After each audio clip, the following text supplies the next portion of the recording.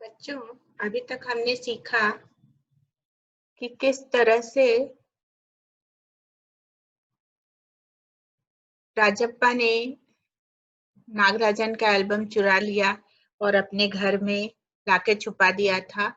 और इसके बाद अप्पू के आने के बाद उसे पता चला कि अगर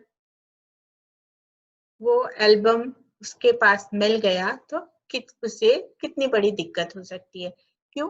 क्योंकि नागराजन के पिताजी जो हैं एसपी ऑफिस में काम करते हैं और हो सकता है वो पुलिस को खबर कर दे। यह सुनते ही राजप्पा का चेहरा डर से पीला पड़ गया। उसे बहुत घबराहट होने लगी। तभी अप्पू का छोटा भाई आता है और वो उससे बुलाकर ले जाता है। उसके जाने के बाद राजप्पा जो है, उसके पिताजी ऑफिस जा चुके थे और माँ घर में काम कर रही थी, इसलिए वो दरवाजा बंद करता है और बैठ जाता है।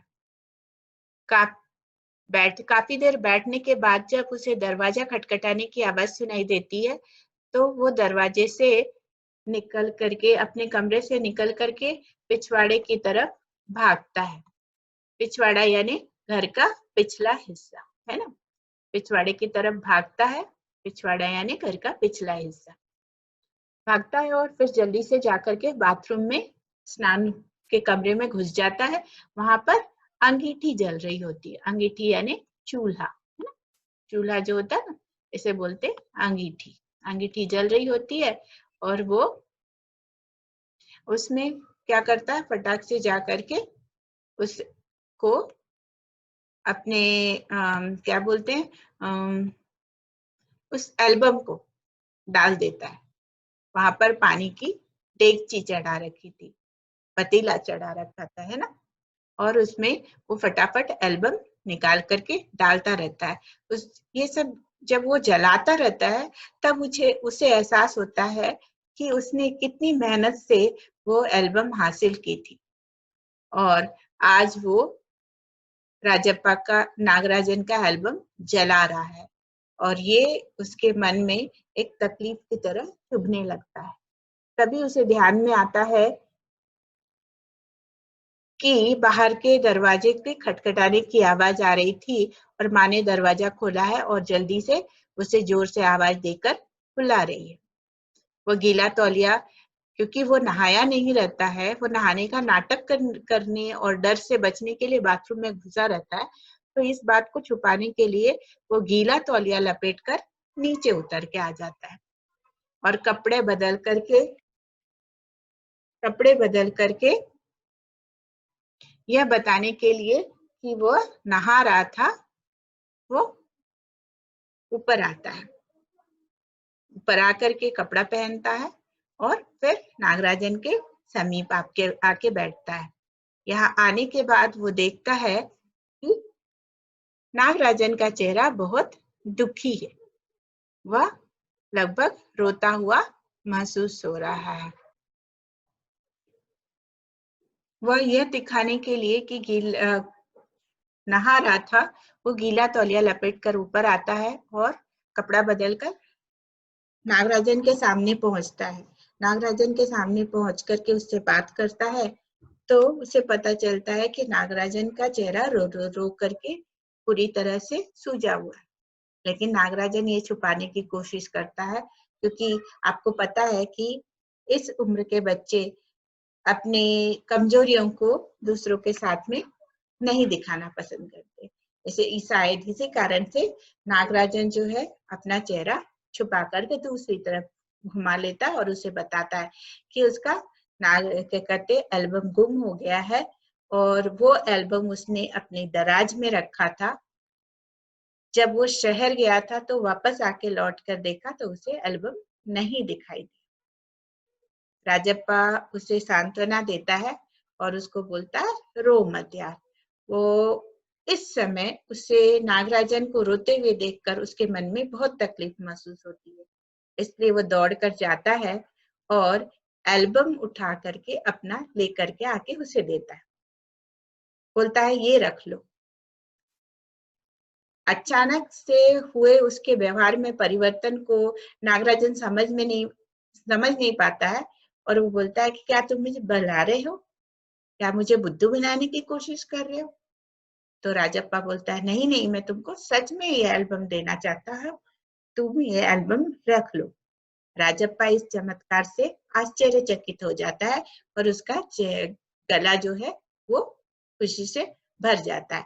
लेकिन इसके बावजूद भी उसे एल्बम की कीमत क्या है ये एहसास होता है और राजप्पा ने वो एल्बम बहुत ही मेहनत से हासिल किया है, इस बात का उसे पूरा एहसास होता है। इसलिए वो उससे पूछता है, क्या तुम्हें एक भी टिकट नहीं चाहिए, क्या तुम बिना टिकट के रह लोगे।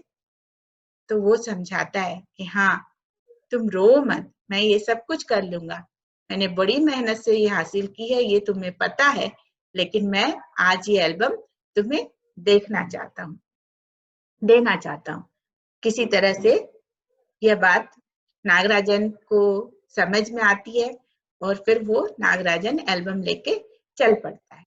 राजप्पा अपने शर्ट से अपनी आंखें पोंछता हुआ उसके साथ साथ उतर के आता है, क्योंकि वो एल्बम नागराजन लेके जा रहा था, तो इसका दुख उसके आंखों में आंसू ले आता है और इसकी वजह से वो अपने आंखों के आंसू को पोंछता हुआ उसके साथ आता है। दरवाजे पे उतरने के बाद नागराजन उसे बोलता है, बहुत बहुत धन्यवाद देता है और वो चल पड़ता है। अचानक राजप्पा उसे चिल्ला करके आवाज देता है और बोलता है कि क्या तुम ये एल्बम मुझे रात भर के लिए दे सकते हो, मैं ये एल्बम अपने पास रखूंगा और कल सुबह तुम्हें याद से दे जाऊंगा। राजप्पा भी इस बात को राजप्पा के इस तकलीफ को नागराजन उसकी आंखों से अच्छी तरह से समझ लेता है और वो उसे उसका एल्बम दे देता है। राजप्पा वो एल्बम लेकर के अपने घर में जाता है और दरवाजा बंद करके उसे अपने आप से लगाकर फूट फूट कर रोता है। बच्चों, इस कहानी में ये तो थी आपके टिकट एल्बम की कहानी। इस कहानी में आपने ये देखा कि आपकी उम्र के बच्चे किस तरह से, अगर आपके आपके सम्मान पे कोई ठेस लगे तो किस तरह से गलत राह में पड़ जाते हैं। लेकिन यहाँ पर मैं आपको ये बतलाना चाहती हूँ कि कभी भी आपके जीवन में कोई भी समस्या हो, कहीं भी आप रुको, अटको और आपको तकलीफ महसूस हो, तो आप अपने परिवार के बड़ों के सदस्यों की सहायता जरूर लेना, ताकि कभी भी किसी भी तरीके से आप कहीं गलत रास्ते पे न चल पड़ो। पहली बात ये याद रखना। दूसरा, नागराजन के व्यक्तित्व से अगर चारों तरफ आप सब लोग आपका नाम नाम जान रहे हों, तो भी स्थिरता किस तरह से बनाए रखनी चाहिए, ये प्रेरणा आप जरूर लेना।